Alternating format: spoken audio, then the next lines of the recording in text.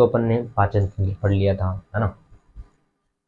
पाचन तंत्र के बारे में अपन ने जान लिया था, है ना। पाचन तंत्र की संबंधी बीमारियों के बारे में मैंने भी आपको समझा दिया था। अब अपन पढ़ते हैं उत्सर्जन तंत्र। उत्सर्जन तंत्र क्या होता है, मानव कौन कौन सी चीज़ों का उत्सर्जन करता है, ठीक है, कौन कौन से पदार्थों को उत्सर्जन के रूप में बाहर निकालता है अपने शरीर से, ठीक है, उनके बारे में जानेंगे, ठीक है। उत्सर्जन तंत्र शरीर के द्वारा उपापाच्य क्रियाओं के उपरांत अपशिष्ट पदार्थों को बाहर निकालना ही उत्सर्जन कहलाता है। जो आपका शरीर होता है वह क्या करता है, वो उपापाच्य क्रिया करता है। अब उपापाच्य क्रिया करने के उपरांत जो अपशिष्ट पदार्थ बचता है ना, उसको बाहर निकालना ही उत्सर्जन की क्रिया कहलाती है, ठीक है। इस क्रिया में सहायता करने वाले अंगों को उत्सर्जीय अंग कहते हैं। अब इस क्रिया में जो अंग सहायता करेंगे उन्हें क्या बोलेंगे, उत्सर्जीय अंग, है ना। फेफड़े सहायता करते हैं आपकी, त्वचा करती है, यकृत करता है, वक्रक करता है, ठीक है ना। तो अब इनके बारे में भी जान लेते हैं कि फेफड़े किसका उत्सर्जन करते हैं। आपको पता है आप ऑक्सीजन के रूप में O2 ग्रहण करते हैं, ठीक है, किस लिए, श्वसन करने के लिए, है ना। तो फेफड़ों के माध्यम से क्या होता है ना, O2 को CO2 में बदल दिया जाता है। श्वसन के पश्चात O2 CO2 में परिवर्तित हो जाती है और कार्बन डाइऑक्साइड का निर्माण हो जाता है, जो आपके शरीर से बाहर उत्सर्जित कर दी जाती है श्वसन के माध्यम से, ठीक है। त्वचा, आपकी जो त्वचा है वह किसका उत्सर्जन करती है।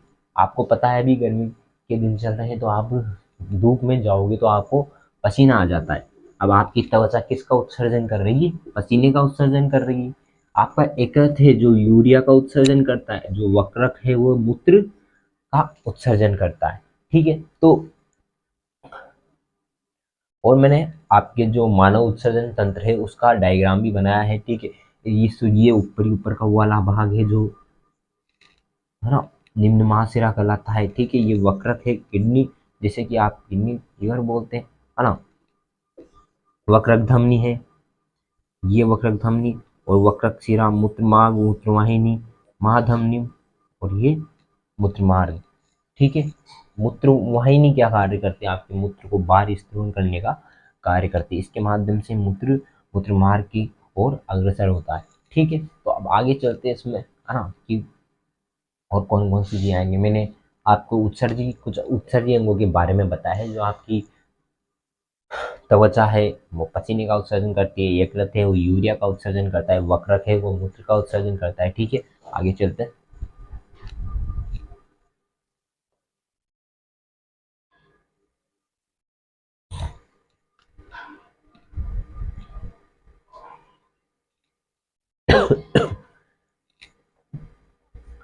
तो आगे चलते हैं अपन। त्वचा, स्किन जो पसीने का उत्सर्जन करती है, मैंने बताया था पहले आपको।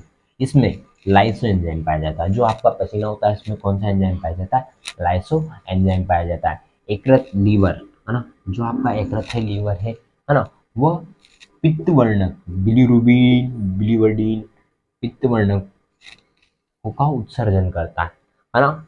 आपको पता है कि लीवर में पित्ताशय होता है, पित्ताशय पित्तवर्णक या पित्तरस का स्त्रवण करता है। पित्तरस में पित्तवर्णक बिलीरुबिन व बिलीवर्डिन वर्णक पाए जाते हैं। ये पित्तवर्णक सोडियम ट्रोकोलेट व सोडियम ग्लाइकोलेट के बने होते हैं। किसके बने होते हैं, सोडियम ट्रोकोलेट व सोडियम ग्लाइकोलेट के बने होते हैं, ठीक है। कौन से पित्तवर्णक, बिलीरुबिन व बिलीवर्डिन, ठीक है। फेफड़े गैसों का उत्सर्जन करते हैं। कौन कौन सी गैस है, CO2 बताया था मैंने, है ना।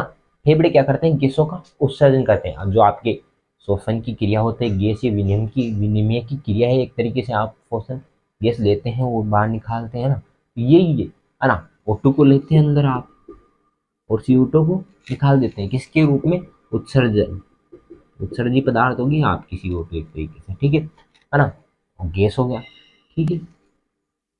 किडनी सोडियम युक्त पदार्थों का उत्सर्जन करती है। जो आपकी किडनी होती है वो क्या करती है, सोडियम युक्त पदार्थों का उत्सर्जन करती है ना। जैसे कि अमोनेटिक जंतु, NH3 अमोनिया, है ना। जो अमोनेटिक जंतु होते हैं, अमोनेटिक जंतुओं का मतलब क्या है, जो जंतु, है ना, या जो प्राणी जो अमोनिया का उत्सर्जन करता है उन्हें अमोनेटिक जंतु होते हैं, है ना। ये अमोनिया का उत्सर्जन करते हैं। किसका उत्सर्जन करेंगे? ये अमोनिया का उत्सर्जन करते हैं। ये एक जहरीला पदार्थ होता है, ठीक है। आप भी अमोनिया का उत्सर्जन मूत्र के रूप में, आपके मूत्र में अमोनिया पाया जाता है ना, तो एक जहरीला पदार्थ होता है, ठीक है। अधिकांश जलीय जंतु अमोनिया का उत्सर्जन ज्यादा करते हैं, है ना। जो प्राणियां हैं, स्थलचर है, उनसे ज्यादा जो जलीय जंतु है ना, जल में पाए जाने वाले जंतु जैसे कि मछली, है ना, और भी बहुत सारे जंतु होते हैं, है ना। मछलियां पाई जाती है जल में ज्यादा, और केकड़े वगैरह, ये सब क्या करते हैं? ये अमोनिया का सबसे ज्यादा, है ना, सबसे ज्यादा उत्सर्जन करते हैं, ठीक है ना। जो जलीय जंतु होते हैं वो अमोनिया का ज्यादा उत्सर्जन करेंगे। और ये आपने मानव के उत्सर्जन तंत्र का डायग्राम बना ही लिया होगा, मैंने समझा दिया था पहले, ठीक है। अब आगे चलते हैं इसमें, है ना। अमोनेटिक तो पढ़ लिया। अमोनेटिक में अब और कौन कौन सी चीजें आती है, अमोनेटिक में आगे होता क्या है ना, उसको बारे में जानेंगे, ठीक है।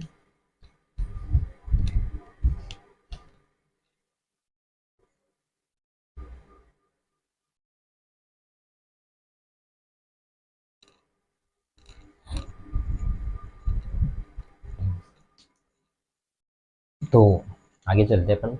जो मेंढक का लार्वा होता है वो NH3 का उत्सर्जन करता है, मतलब अमोनिया का उत्सर्जन करता है, मैंने बता दिया आपको। जबकि ये एडल्ट या वयस्क मेंढक में यूरिया का उत्सर्जन होता है ना। ये याद रखना, ये इंपॉर्टेंट पॉइंट है। यहाँ से क्वेश्चन उठने के बहुत चांस है कि मेंढक का टेडपोल लार्वा NH3 का उत्सर्जन करता है, तो वयस्क मेंढक का लार्वा किसका उत्सर्जन करता है? किसका करता है? यूरिया का करता है, वयस्क एडल्ट, है ना, ठीक है। यूरियोटेलिक क्या होते हैं? अधिकांश स्थलीय जंतु यूरियोटेलिक होते हैं। यूरियोटेलिक कैसे बोलेंगे? जो यूरिया का उत्सर्जन करेंगे, ठीक है। ये लिखने वाली कोई बात नहीं है, इसमें आप खुद लिख सकते हो, ठीक है ना। वयस्क मेंढक यूरिया का उत्सर्जन करता है ना। और ये किसके द्वारा करता है? ये ओर्निथिन चक्र के द्वारा, है ना, यूरिया का निर्माण होता है, मेंढक में पाया जाता है ये, ठीक है।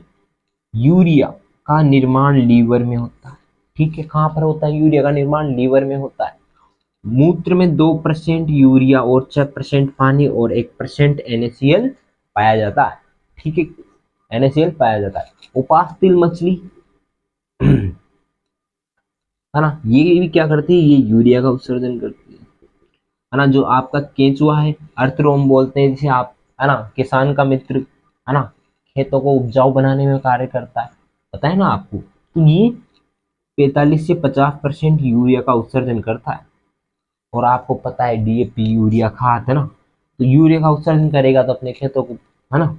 इसीलिए ये मिट्टी को पोषकता या पोषण प्रदान करता है, मिट्टी को उपजाऊ बनाता है ना।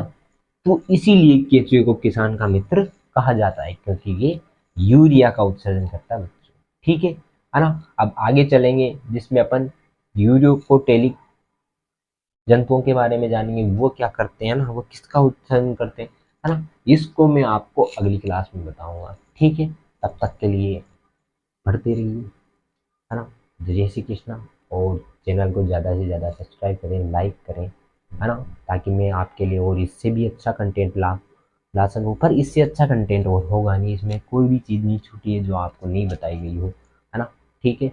तो मिलते हैं अगली क्लास में। जय श्री कृष्णा।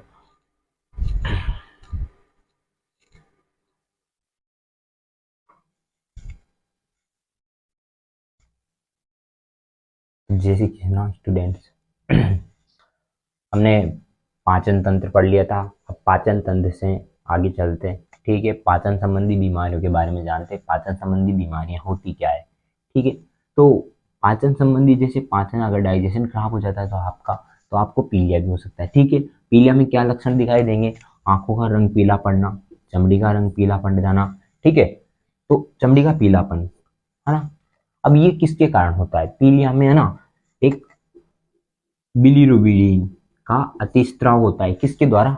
ये आपके लीवर यकृत के द्वारा बिलीरुबिन का स्त्रवण होता है, जिससे कि क्या होता है कि आपके शरीर की चमड़ी पीली पड़ जाने जाती है। एक तो बिलीरुबिन, एक बिलुरुडिन होता है, ठीक है। ये दो पदार्थ होते हैं, ठीक है।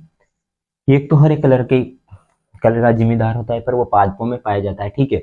जो ये बिलीरुबिन है, इसके अति स्त्राव मतलब बहुत ज्यादा स्त्रवण के कारण, है ना, आपकी त्वचा का रंग कैसे पड़ जाता है, पीला पड़ने लग जाता है। लीवर इसका बहुत ज्यादा मात्रा में स्त्रवण करने लगता है। ठीक है, बड़ी आंत में सिकुड़न, कब्ज होना, ठीक है, ये बीमारियां भी आपकी पाचन संबंधी बीमारियां हैं। ठीक है, डायरिया, दस्त, इसमें मल का पानी होने लगता है। ठीक है, जैसे ब्लीडिंग लग जाती है आपको तो वो मल का पानी, वो डायरिया होता है। कौन सी बीमारी होती है, डायरिया या दस्त की बीमारी होती है। ठीक है ना, उसमें आपके मल का पानी हो जाता है। ठीक है, अब आगे चलते हैं तो एक क्वेश्चन से। ठीक है, वसा का पायसीकरण कहाँ पर होता है ना, वसा का पायसीकरण कहाँ पर होता है, वसा का पायसीकरण लीवर में होता है, आपके यकृत में होता है। ठीक है ना। कार्बोहाइड्रेट व वसा का पूर्ण पाचन कहाँ होता है, ठीक है, ये वसा का पूर्ण पाचन होता है आपकी छोटी आंत में। ठीक है, पाइल्स नसों में सूजन आने, है ना, पाइल्स रोग में क्या होगा, नसों में सूजन आएगी। ठीक है, और क्या होगा, गुदा के आसपास वाले क्षेत्रों में दबाव बढ़ जाता है। ठीक है, जिसे आप बवासीर कहा जाता है। ठीक है, क्या बोलते हैं उसे, बवासीर कहा जाता है। कारण क्या होता है इसका, मोटापा, गर्भावस्था के समय भी हो सकता है, टॉयलेट में ज्यादा समय तक, लंबे समय तक बैठे रहने से भी आपको पाइल्स रोग हो सकता है। ठीक है, तो ये सारी पाचन संबंधी बीमारियां थी, वो मैंने आपको बता दी है ना। इनको अच्छे तरीके से पढ़ें और फिर आगे चलते हैं अपन। पाचन तंत्र के बाद, पाचन तंत्र समाप्त हो गया, पाचन संबंधी भरने बीमारियां देख ली, उसके आगे चलते हैं अपन उत्सर्जन, उत्सर्जन पढ़ेंगे अब, है ना। ठीक है, आज तक कुछ लिखिए।